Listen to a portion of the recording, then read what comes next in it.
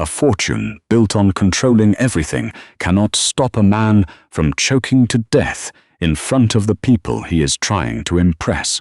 Warren Ashby, the founder and CEO of Ashby Capital Group, was worth just under $1 billion, and on the night of April 14th, he was dying quietly at Table 6 of Maison Dorée, the most exclusive restaurant in Boston, while his body staged a rebellion he could not buy his way out of. He was 54 years old. He had outlasted 3 recessions, 2 hostile takeovers, and a congressional investigation. His name appeared on buildings. His face had been on the cover of Forbes twice. He had never once, in 30 years of combat-level business, asked anyone for help. Tonight, the table was set for the most important dinner of his professional life. Across from him sat Hiroshi Tanaka, the legendarily cautious chairman of Tanaka Meridian Holdings, a Tokyo-based infrastructure conglomerate that was considering merging its North American assets with Ashby Capital. The deal was worth roughly $2 billion. The conversation had been in delicate, careful motion for the better part of 9 months. Tonight was the night it was supposed to close. Warren had arrived 45 minutes early. He had walked the room with the restaurant's general manager, approved the wine selection personally, and positioned himself with his back to the wall and his face toward the entrance, the way he always did. He had taken his medication that morning, the cocktail of pills his private cardiologist, Dr. Samuel Price, had prescribed 18 months ago after a routine physical flagged a slight irregularity in his resting heart rhythm. Just a precaution, Price had said. Very common in men your age under your level of stress. Warren had accepted it the way he accepted everything, clinically, without sentiment, and with the implicit expectation that money and medicine together would simply handle it. He had not told anyone about the medication, not his daughter, not his board, not Tanaka. For the first 6 months, the pills did exactly what Price said they would. Warren felt steadier, his sleep improved marginally, and the occasional skipped heartbeat he had been quietly aware of for years faded to nothing. But then, 8 months in, something else started. It was subtle at first, a low, persistent flush across the back of his neck during high-pressure meetings, a mild, strange feeling of thickness in his throat after meals, as though something hadn't quite gone down. He had mentioned it to Price, who nodded thoughtfully and added a second medication. An anti-inflammatory. Nothing to worry about. The thickness got worse. 3 months ago, during a deposition in the Hartwell acquisition case, Warren had reached for a glass of water and found, with silent, escalating horror, that he could not swallow it cleanly. The water had gone down wrong, triggering a spasm deep in his esophagus that lasted 40 seconds and felt like someone had inserted a steel cable into his chest and pulled. He had covered it with a coughing fit, excused himself, and stood in the bathroom for 10 minutes, waiting for his hands to stop shaking. Price ordered a scope. The results showed significant esophageal dysmotility and what he called mild inflammatory thickening of the mucosa. He added a third drug, a proton pump inhibitor. He told Warren to avoid red meat and alcohol. Warren was sitting at a French restaurant drinking a 2014 Burgundy and eating duck confit. He had convinced himself tonight would be fine. He had barely eaten during the day, keeping his stomach as empty as possible. He had drunk only half a glass of wine. He had chewed everything slowly, deliberately, with the focused attention of a man who had spent 30 years making himself appear composed under pressure. He was the best in the world at appearing composed under pressure. At 7:42 p.m., appearing composed stopped working.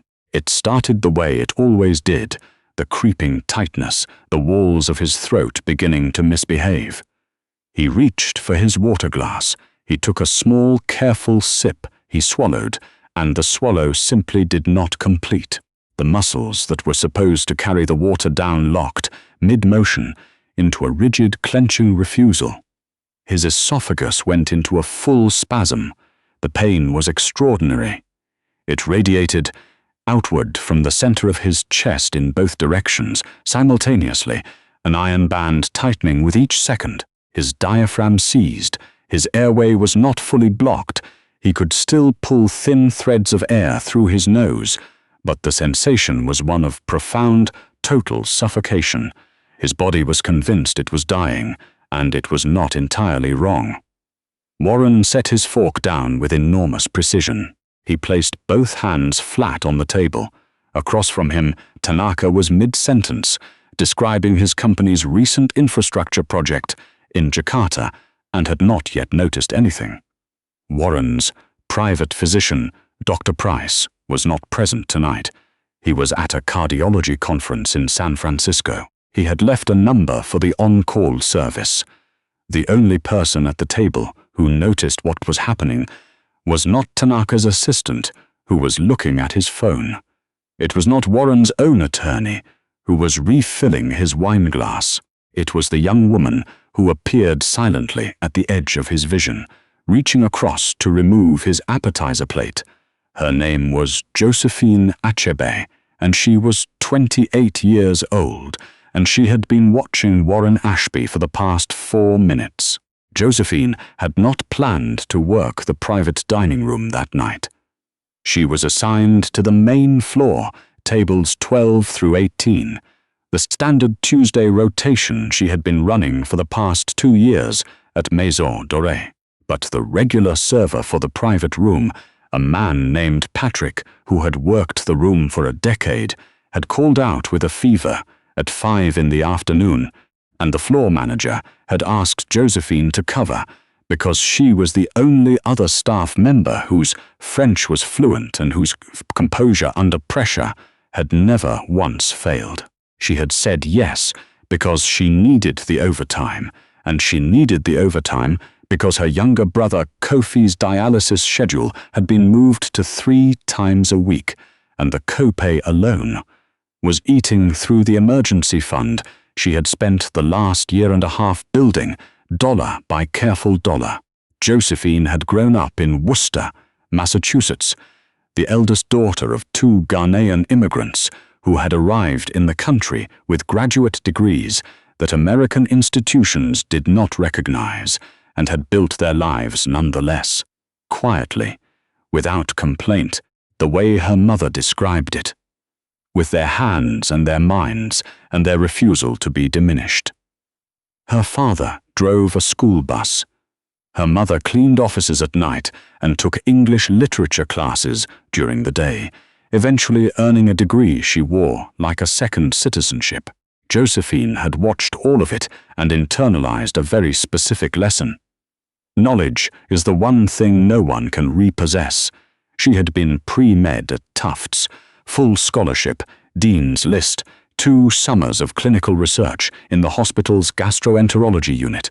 She had planned to specialize in internal medicine. She had a faculty advisor who told her, in her 3rd year, that she had the kind of mind that became department chief eventually, if she was patient. Then Kofi was diagnosed with focal segmental glomerulosclerosis, a progressive kidney disease, when he was 19 and she was 23. Their parents were not citizens. The insurance situation was catastrophic. Kofi needed immediate, sustained nephrology care, and someone needed to work to pay for it. And Josephine was the one with the best earning potential in the immediate term, which meant leaving Tufts and finding work that paid and was flexible, and left her some hours to take Kofi to appointments. She had started waitressing at Maison Dorée because a friend of a friend said the tips were serious, and she had stayed because she discovered she was exceptional at it. She had the same quality of observation and calm that had made her good in a clinical setting, and she applied it entirely to reading rooms and anticipating needs, and making wealthy, difficult people feel cared for without feeling managed. She was good at her job. She was good at it the way someone is good at something that is not the thing they were made for. She was 2 years into saving enough money to go back to school part-time. She had a spreadsheet. She had a timeline. On Tuesday, April 14th, she was clearing appetizer plates in the private dining room when she noticed the man at the head of the table set his fork down with a particular kind of precision. She had seen that specific, controlled precision before. It was the precision of someone who was fighting very hard not to let their body reveal what it was doing. She had seen it in patients. She had seen it in her brother, in the early months, before they understood what they were dealing with, when Kofi would hold himself very still in a chair and breathe in a careful, rhythmic way and insist he was fine.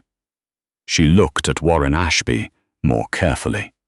His color was off, not dramatically, not yet, but the flush across his upper chest and the slight grey quality beginning at the edges of his mouth were not the flush of a man who had drunk too much wine. His jaw was working in a small, repetitive, grinding motion. His hands, flat on the table, had the careful stillness of a man who was using most of his concentration to keep them there.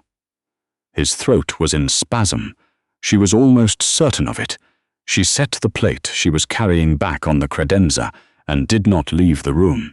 It was Tanaka's assistant who first said something, because Tanaka himself was a man of considerable self-possession and had interpreted Warren's sudden stillness as thoughtfulness. The assistant said quietly, "Mr. Ashby, are you?"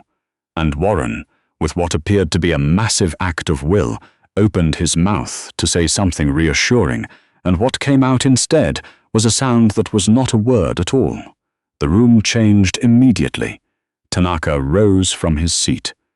Warren's attorney knocked his chair back, reaching toward him.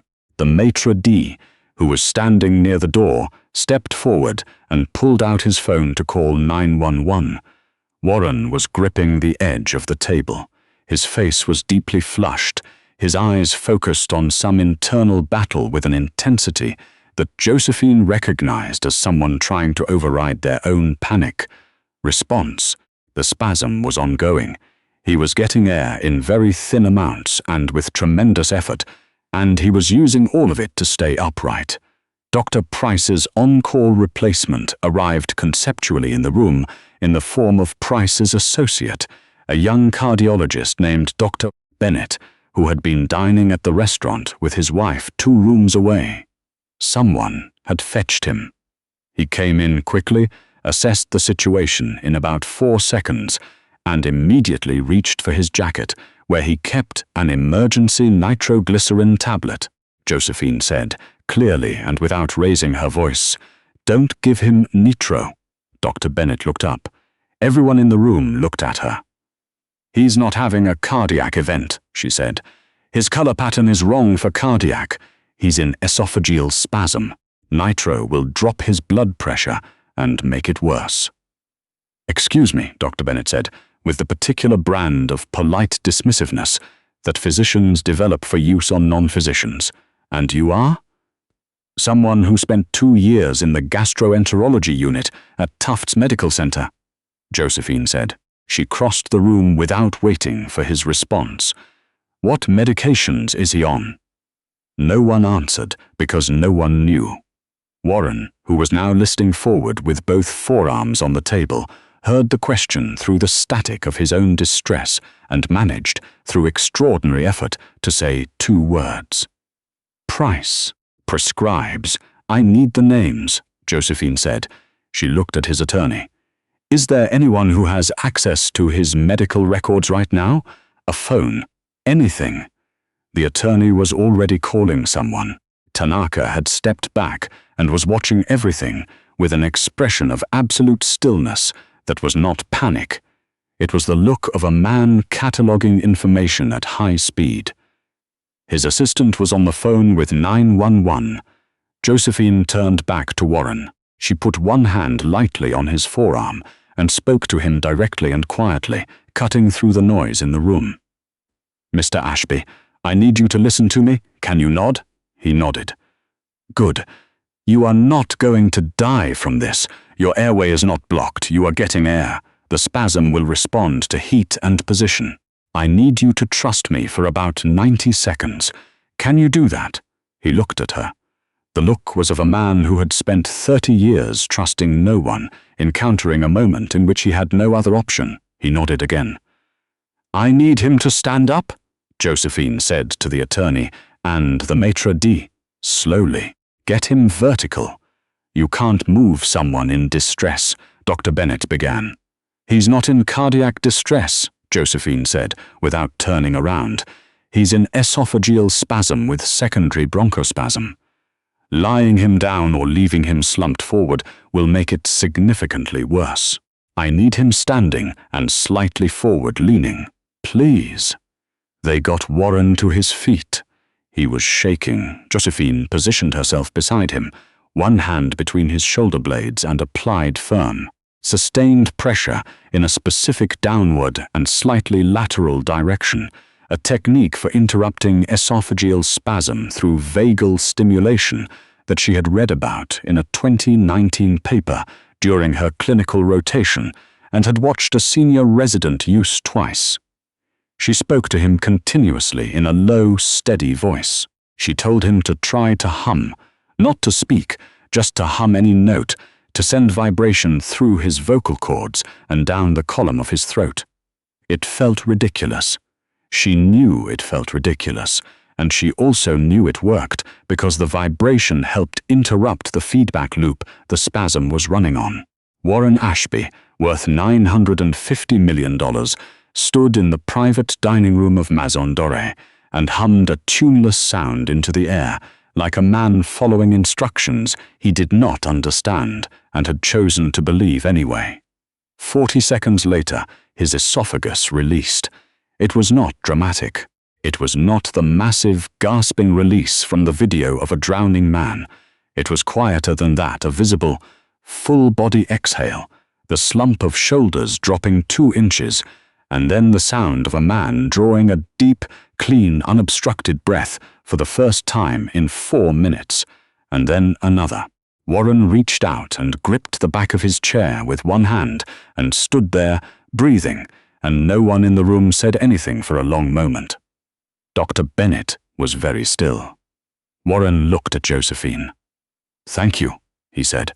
His voice was rough and raw, stripped of its usual boardroom polish. It was just a voice, just a man's voice coming out of a person who had been frightened. "You should sit down," she said. "The paramedics will want to check you when they get here." He sat down. He did not look at Tanaka. He did not reach for his wine glass or his phone or any of the armor of his normal presentation. He looked at the tablecloth for a moment, and then he looked back at Josephine. "What is your name?" he said. "Josephine," she said. "What do you do?" he said. She paused for just a moment. "Right now, I clear plates." The paramedics arrived 7 minutes later, assessed Warren, and recommended he go to Mass General for observation and a workup. He went. Tanaka, to everyone's surprise, accompanied him as far as the hospital lobby, shook Warren's hand in a way that suggested the dinner was not over, merely postponed, and said something quiet in Japanese to his assistant before leaving. Warren spent the night in a private room at Mass General being monitored. By 10 a.m., the next morning, he had fired Dr. Price by phone, not because Price had not been there. Warren was not, at his core, an unreasonable man when reason was available to him. He had fired Price because when the hospital's attending gastroenterologist reviewed the medication list, Price had been running for 18 months and compared it against Warren's symptom timeline. The conversation had lasted approximately 20 minutes and ended with the attending saying, carefully and with the specific tact doctors use when discussing a colleague's error, "Mr. Ashby, these 3 medications in combination are known to significantly increase the risk of esophageal dysmotility and secondary spasm in patients with your genetic profile. The progressive worsening you've been experiencing for the past 8 months is consistent with drug-induced dysmotility. We'll need to do a full washout and reassess, but I would expect significant improvement within a few weeks of discontinuation. Warren had asked how long it would take to confirm.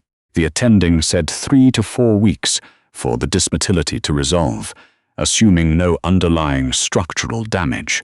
There might be some, given the duration. They would scope again in a month. Warren lay in the hospital bed and thought about the 18 months he had spent in quiet, escalating fear about his own body. He thought about the way he had sat across from Tanaka, not 3 years, not 18 months ago, but last night, and built the best version of himself out of thin air while his esophagus staged a mutiny, because he had not known there was another option. He had not known because the person he was paying $300,000 a year to manage his health had been, through inattention or negligence, or some catastrophic failure of basic pharmacological literacy, making him worse. He asked the nurse to bring him a notepad. He wrote down one name. The call came to Josephine's cell phone at 2:17 p.m. on Wednesday. She was between shifts, sitting in her car outside the pharmacy where she had just picked up Kofi's anti-rejection medications, running the numbers in her head the way she always did.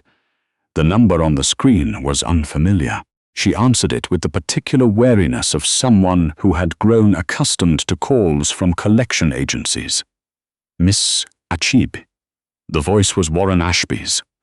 She recognized it immediately. It had the same stripped quality as the night before, without the performance. I hope I'm not interrupting.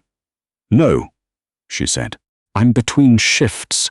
I spoke with the gastroenterology team this morning, Warren said.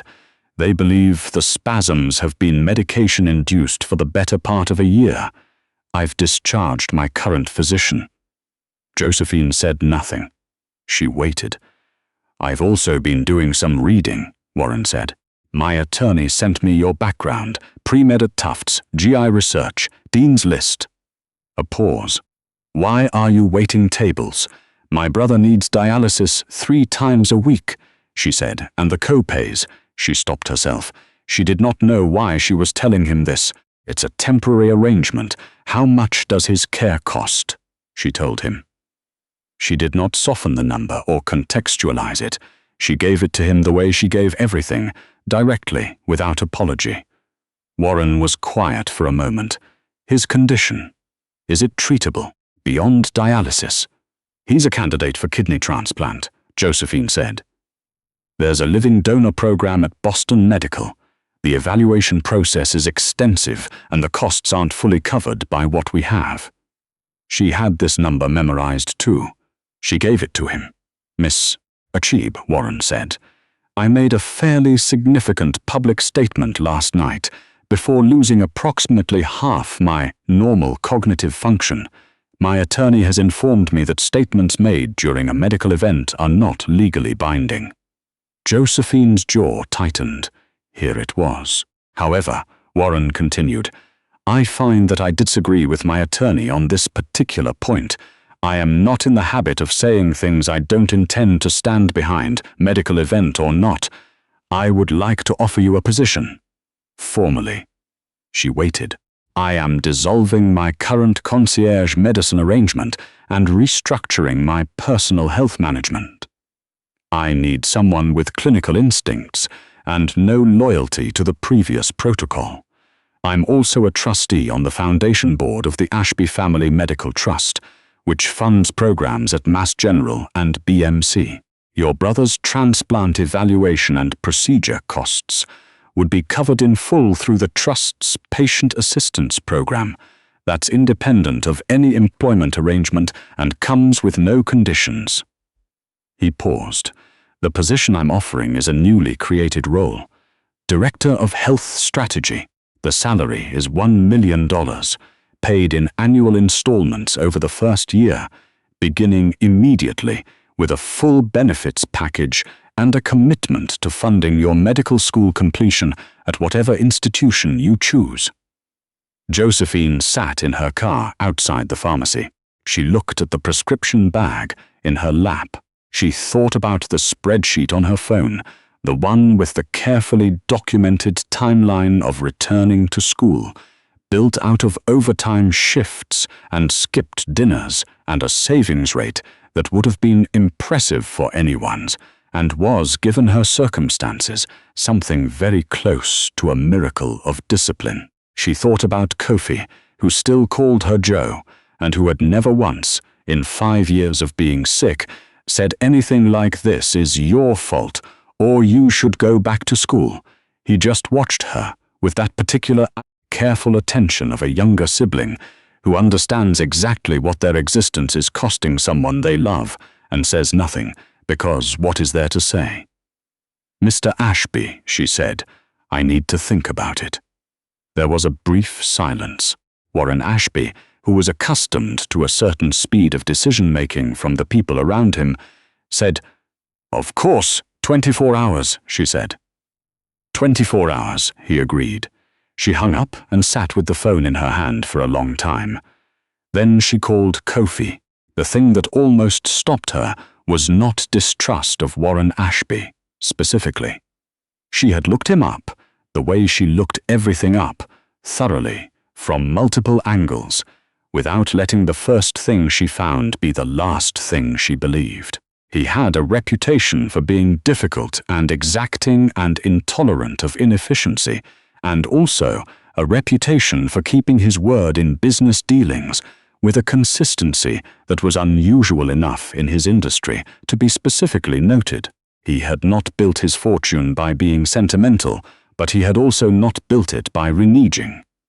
What almost stopped her was the question of what she was agreeing to become.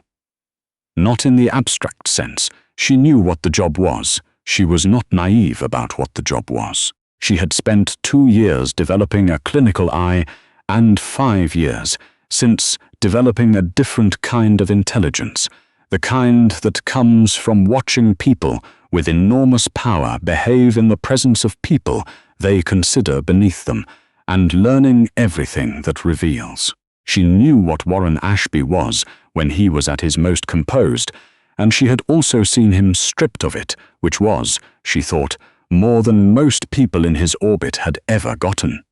What she was uncertain about was the terms of the transformation. The job was real.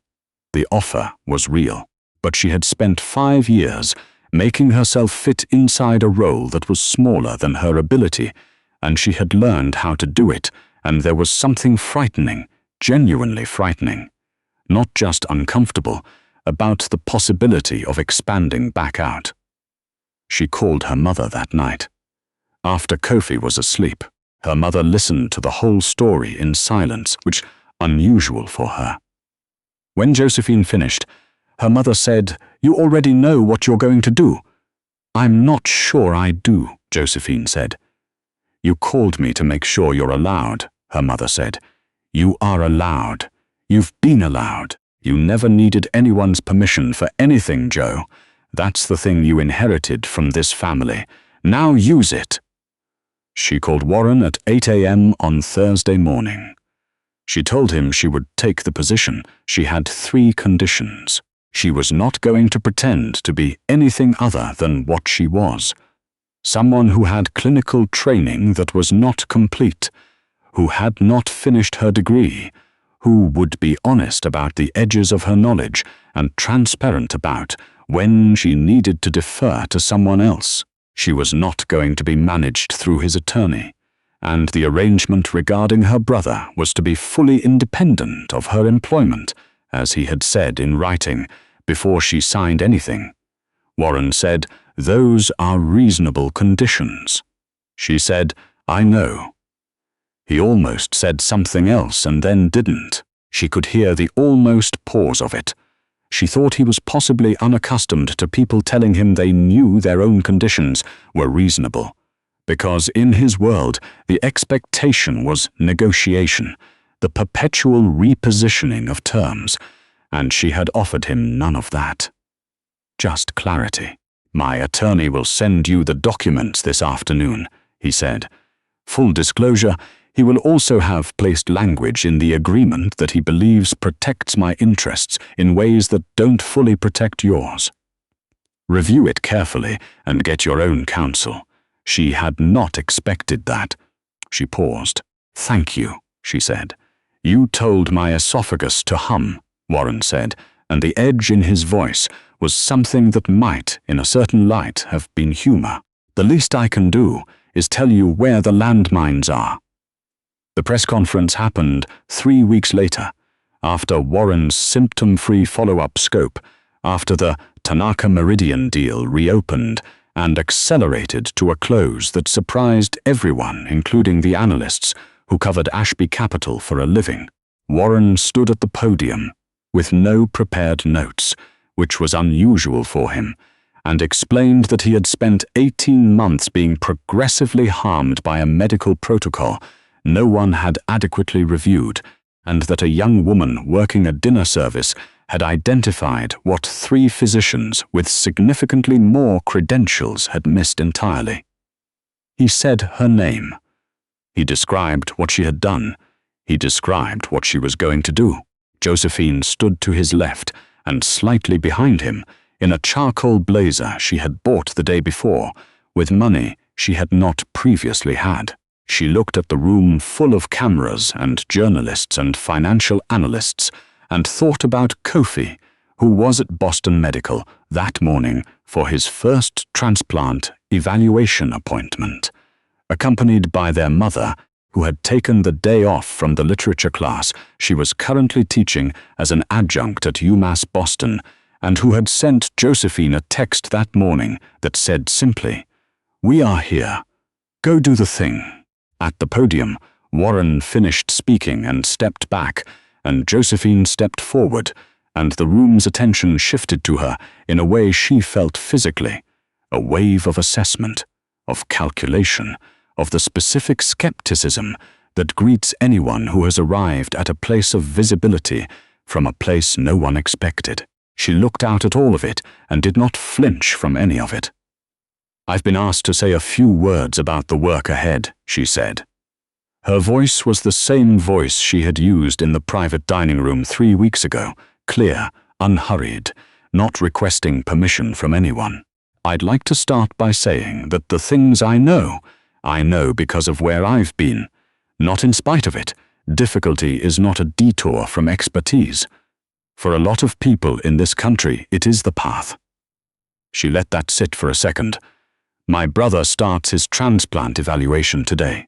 When he gets a kidney, and he will, he'll have the chance to do whatever he was made to do.